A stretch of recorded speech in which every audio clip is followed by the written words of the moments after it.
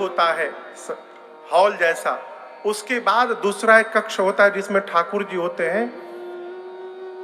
तो जो भगवान जिसमें थे, पुजारी जी पूजा कर रहे थे, भगवान तिरुनारायण स्वामी की मूर्ति से आवाज निकली। सत्य घटना सुना रहा हूं आपको। मूर्ति से आवाज निकली, स्वामी जी बाहर आए हैं, उनको भीतर बुलाओ।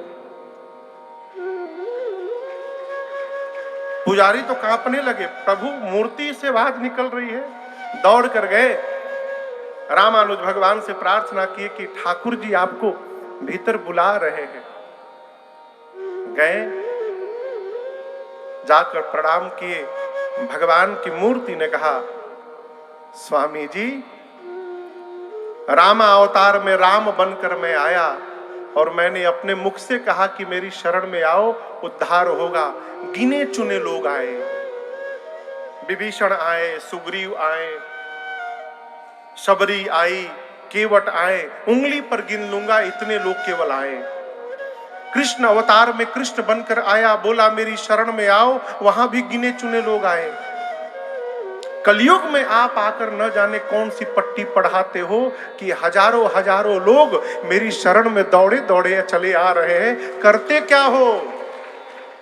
जो काम मैं नहीं कर पाया वो तुम कर रहे हो। रामानुज भगवान बोले, आप यानी जिज्ञासु हैं, आप जानना चाहते हैं, यही है ना? भगवान बोले जी। रामानुज भगवान बोले कैसे बताऊंगा? जिसको जानना होता है उससे नीचे होना पड़ता है। यहां आप सिंहासन पर बैठे, मैं नीचे खड़ा हूं। प्रवाह ऊपर से नीचे की ओर जाता है, नीचे से ऊपर नहीं जाता है। मुझे ऊपर आसन पर बिठाइए, आप नीचे खड़े होकर पूछिए, फिर बताऊंगा। लीला। भगवान बोली ठीक है, मुझे गर्भगृह से बाहर निकाला जाए। अब मंडपम में ठाकुर जी मंदिर के बाहर आए, प्रत्यक्ष लीला चलने लगी, भीड़ हो गई चारों ओर। बड़ा आसन आया रामानुज भगवान के लिए, स्वामी जी उस पर बैठे, भगवान नीचे छोटे आसन पर बैठे। अब भगवान ने कहा, स्वामी जी अब आप ऊपर हो गए, मैं नीचे हो गया, अब आप बताइए आप कलयुग में ऐसा कौन सा कार्य करते हैं कि हजारों लोग मेरी शरण में चले आते हैं? रामानुज भगवान ने अपने एक परिकर से कहा कि चादर लाओ मेरा, ये जो रामनामी है ना, चादर लाओ।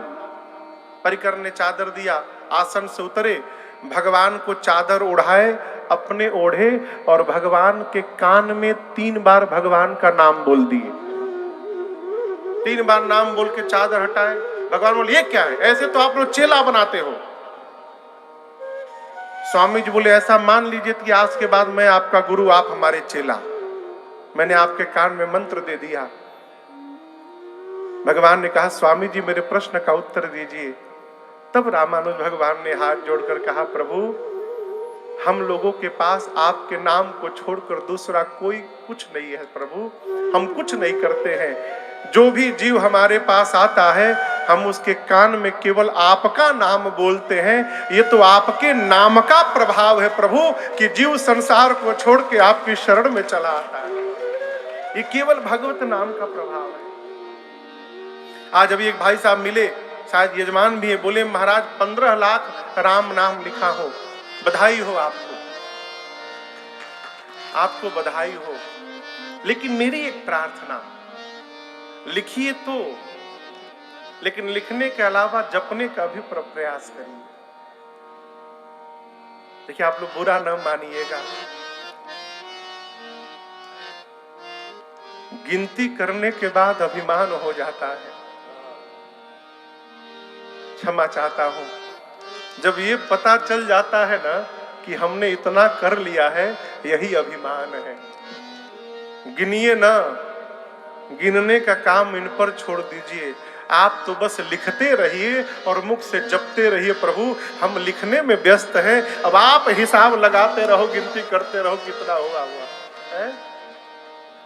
लगे रहिए। कलिकाल में भगवत नाम छोड़कर दूसरा कोई आश्रय नहीं।